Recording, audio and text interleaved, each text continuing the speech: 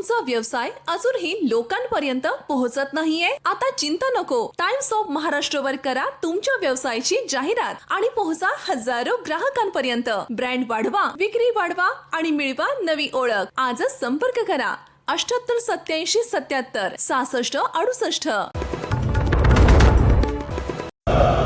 सध्या पुण्यामध्ये उन्हाचा पारा जो आहे तो प्रचंड वाढलेला आहे आणि यामुळेच यापासूनच थोडासा थंडावा मिळावा म्हणून पुणेकरांची पावलं जी आहेत ती जलतरण तलावाकडे वळलेली आपल्याला पाहायला मिळतात.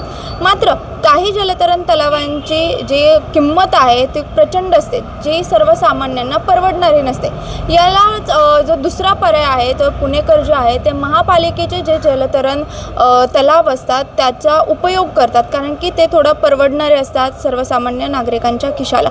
मात्र सध्या पुण्यातील जलतरण तलाव जे आहे ते वेगळ्याच चर्चेत असल्याचं आपल्याला पाहायला मिळते. या जलतरण तलाव जे आहे ते कंत्राट पद्धतीने भरलेले जातात. म्हणजेच काय की एखाद्या जलतरण तलाव असेल तर त्याचं निविदा काढली जाते, एखाद्या कंत्राटदाराला तो दिला जातो आणि एका पर्टिक्युलर टाईमलाईनसाठी दिला जातो. तो संपल्यानंतर ना पुन्हा निविदा प्रक्रिया राबवली जाते.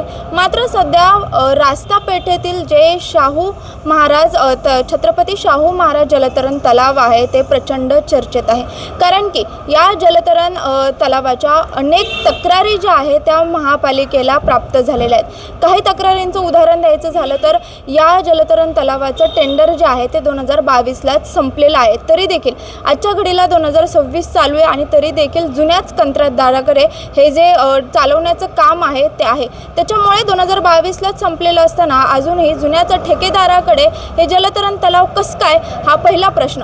दुसरा म्हणजे या ठेकेदाराकडे लाखोंची थकबाकी आहे आणि त्याच्यामुळे थकबाकी असताना अशी मुदतवाढ का देण्यात आली, यासोबतच तिथे अनेक सुरक्षतेचे प्रश्न देखील उपस्थित करण्यात आलेले आहेत. तिथे मिळालेल्या माहितीनुसार महिला सुरक्षा रक्षक नसतात असे देखील समजते आणि एकंदरीतच या सगळ्या प्रश्नांमुळे हे छत्रपती शाहू महाराज जलतरण तलाव आहे सध्या खूपच चर्चेत आहे. आता यालाच अनुसरून स्थायी समिती बैठक जेव्हा पार पडली त्यावेळेस हा मुद्दा जेव्हा उपस्थित करण्यात आला, या तक्रारी ज्या आहेत ते भाजपचे गटनेते गणेश बिडकर यांना प्राप्त झाल्या होत्या आणि त्यांनी त्या स्थायी बैठकीमध्ये मांडल्या होत्या आणि त्याच्यावरती हे जे जलतरण तलाव आहे ते सील करण्याची मागणी जी आहे ती गणेश बिडकरांनी केली आणि त्याच्यानंतर आयुक्तांनी असं म्हटलं की हे सील करण्याऐवजी आपण त्याचं पहिलं ऑडिट करू. म्हणजेच आता काय होणार आहे की पुण्यातील जवळपास 35 जे महापालिकेचे जलतरण तलाव आहेत त्यांचं आता ऑडिट केलं जाणार आहे.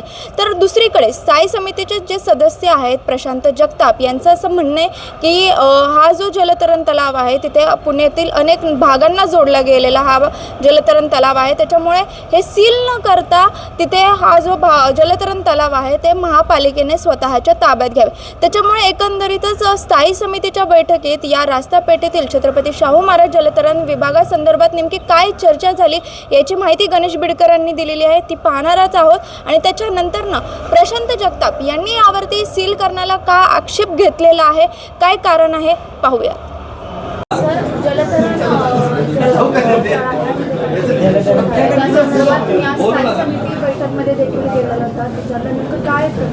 नाही, शाहू जलतरण तलाव जो आहे या संदर्भात अनेक तक्रारी पालकांच्या आमच्याकडे प्राप्त झाल्या, ज्यात निश्चितपणे जे धोरण आपलं आहे की एक ठराविक रक्कम आपण देतो की त्याच्यापेक्षा जवळपास 10 पट जास्त पैसे लोकांकडनं घेऊन विद्यार्थ्यांना पासेस दिले जात आहेत, नागरिकांची अडवणूक केली जाते, पिळवणूक केली जाते, महिला गार्ड हवेत ते नव्हते, अनेक वेगवेगळ्या वृत्तीचे लोक तिथं आढळून आली पोलिसांना. आणि ह्या सगळ्या तक्रारी जेव्हा आल्या त्या संदर्भात मी खात्याला या संदर्भात सूचना केली होती की आपण जाऊन चेक करा की इथे नक्की काय आहे.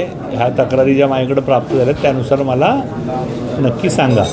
तर त्या सगळ्या तक्रारीत तथ्य मिळून आलं. 2022 सालीच त्याचं टेंडर संपलेलं आहे. तेव्हापासून आत्तापर्यंत कोणती मुदतवाढ न घेता हे चालवण्यात येत होतं.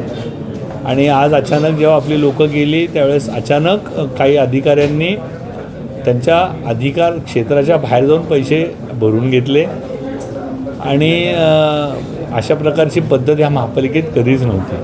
कारण जर का निविदा प्रक्रिया राबवलेली नसेल तर माननीय महापालिका आयुक्तच्या मान्यतेने 3 महिन्यासाठी 1 महिन्यासाठी आपण मुदतवाढ देतो आणि त्याचे पैसे भरून घेतो. अशी कुठली पद्धत अवलंबित न करता त्या ठेकेदाराला फेवर करण्यासाठी काही आपल्या अधिकाऱ्यांनी काम केलं.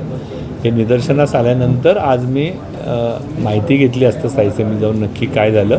तेव्हा महापालिका आयुक्तांनी स्थायी समितीत निर्देश दिलेत की तात्काळ तो स्विमिंग टँक सील करा आणि त्यात जे काय आक्षेपार्ह आले असेल ते त्याच्यावर कारवाई करा. काँग्रेस नेते प्रशांत जगताप यांचं असं म्हणणं आहे की ते सील करण्यापेक्षा प्रशासनाने ते आपल्या ताब्यात घ्यावं आणि खरं तर उन्हाळ्यामध्ये तुम्हाला माहिती सगळ्या नागरिकांना जलतरण तलावाची गरज असते, त्यामुळे ते सील करण्यापेक्षा प्रशासनाने ते आपल्या ताब्यात घ्यावं असं त्यांचं म्हणणं आहे. प्रशांत जगतापांना माझी म्हणजे अत्यंत चांगली आहे. प्रशांत जगताप अत्यंत हुशार आहेत, परंतु त्यांनी तिथं कोणी एस्टॅब्लिशमेंट जावं आणि कोणी तिकीट खिडकीवर बसावं हे सुद्धा सांगावं आणि त्याप्रमाणे आम्ही काम करू.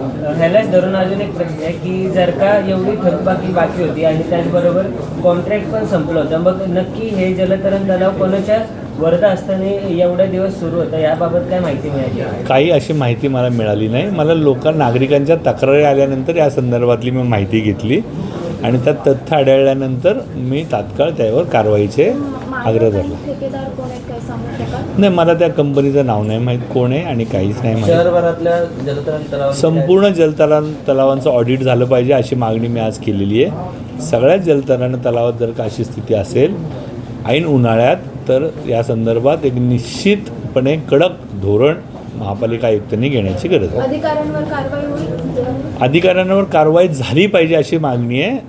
आपण भविष्यात बघू काय होईल. आज पुणे महानगरपालिकेची स्थायी समितीची बैठक संपन्न झाली. या बैठकीमध्ये सभागृह नेते मान्य गणेशजी बिडकर यांनी रास्तापेठेतील छत्रपती शाहू महाराज उद्यानमधील जो काही जलतरण तलाव आहे या संदर्भातल्या काही तक्रारी मांडल्या, ज्याच्यामध्ये त्या तलावाची आता स्विमिंग पूलची जी काही कराराची मुदत आहे ती 2024ला संपली आणि तरीसुद्धा त्याच ठेकेदाराकडे ते कामकाज आहे, म्हणजे ज्याच्याकडे तो फक्त चालवण्याचा आहे त्यावेळेस ते कामकाज दिले, अशा प्रकारची त्यांनी चर्चा केली. आणि त्या अनुषंगाने माननीय महापालिकेचे आयुक्त सन्माननीय नवल किशोर राम साहेबांनी हा जलतरण तलाव ताबडतोब सील करण्याच्या संदर्भातल्या सूचना दिल्या. या संदर्भात मी माझं आर्ग्युमेंट केलं. मला त्या ठिकाणी आक्रमक भूमिका घ्यावी लागली. मी त्या संदर्भात प्रशासनाला ठणकावून सांगितलं की हा जो जलतरण तलाव आहे हा मध्य वस्तीतला एकमेव जलतरण तलाव आहे ज्याच्यावर सगळ्या पेठा असतील किंवा स्टेशनचा परिसर असेल, इथली सगळी वंचित बहुजन घटकातील समाजातील मुलं या ठिकाणी येतात. बेसिकली महानगरपालिकेच्या शाळांना किंवा मराठी शाळांना सुट्ट्या लागल्यानंतर ह्या मुलांना हा एकमेव पर्याय आहे. आता मे महिन्याचे नका 1 महिना असा 1-1.5 महिना उन्हाळ्याच्या सुट्टीचा राहिलेला आहे. याच्यामध्ये जर आपण हा जलतरण तलाव आत्ताच बंद केला तर मात्र या मुलांची नका एकूणच गैरसोय होईल. तेव्हापासून ते एकूणच या सगळ्या गोष्टींपासून नका या ठिकाणी वंचित राहतील. त्याच्यामुळे जर तुम्हाला त्या संबंधित ठेकेदाराकडून कामकाज काढून घ्यायचं असेल तर तुम्ही ते नक्की करा. पण ते करत असताना जलतरण तलाव सील न करता या ठिकाणी महापालिकेच्या यंत्रणेच्या मार्फत नवीन टेंडर होत नाही तोपर्यंत हा जलतरण तलाव चालू ठेवा, अशा प्रकारची विनंती केली.